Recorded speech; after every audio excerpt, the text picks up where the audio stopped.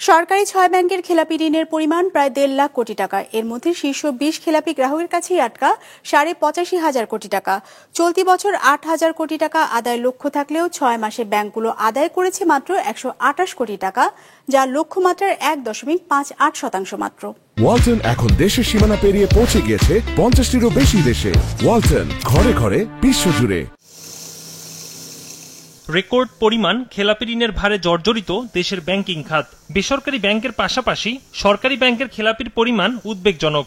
হিসেব বলছে বর্তমানে রাষ্ট্রীয় মালিকানাধীন ৬ ব্যাংকের খেলাপির পরিমাণ ১,৪৯,১৪০ কোটি টাকা।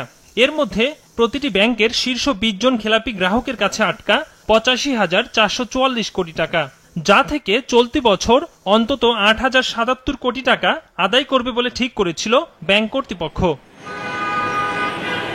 তবে বাংলাদেশ ব্যাংকের জানুয়ারি থেকে জুন পর্যন্ত তথ্য বিশ্লেষণে দেখা যায়, শীর্ষ খেলাপি গ্রাহকদের কাছ থেকে ৬ মাসে ব্যাংকগুলো আদায় করতে পেরেছে মাত্র ১২৮ কোটি টাকা, যা লক্ষ্যমাত্রার ১.৫৮%।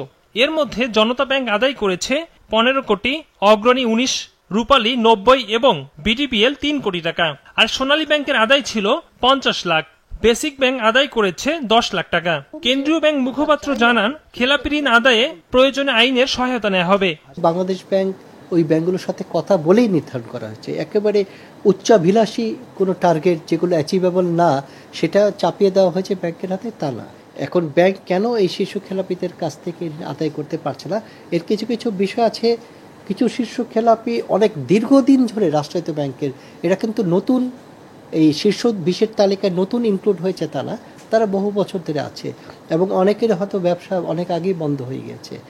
তাদের ব্যাপারে ব্যাংক যদি আশা ছেড়ে দেয় যে তাদের কাছ থেকে আসলে ঋণ আদায় করা সম্ভব না, তবে বিকল্প পদ্ধতি তো আছেই। তাদের জামানতকে লিকুইড করে বিক্রয়, তাদের মালিকানা নিয়ে আসা আইনের আশ্রয়ের মাধ্যমে, এবং তার মাধ্যমে সেগুলো লিকুইড করে ব্যাংকের খেলাপির যে তার যে বকেয়া স্থিতি আছে সেটা কমিয়ে আনা, এই উদ্যোগ তো ব্যাংককে নিতেই হবে।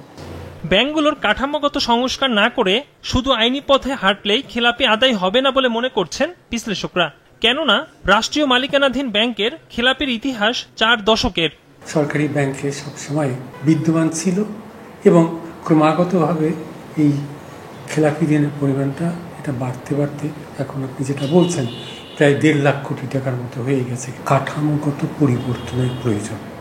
ব্যাংকগুলোর পরিচালন ব্যবস্থায়, তাদের ঋণ প্রদান ব্যবস্থায়, ঋণ আদায়ের ক্ষেত্রে, সর্বক্ষেত্রে এই ব্যাংকগুলোর পরিচালন ব্যবস্থার মধ্যে যদি একটা পরিবর্তন আনা না সম্ভব হয়, তাহলে শুধুমাত্র লক্ষ্যমাত্রা ধার্য করে এটা কোনোদিন অর্জন হয়নি, আজকেও হয়নি, হবে না, হয়নি এবং ভবিষ্যতেও হবে না।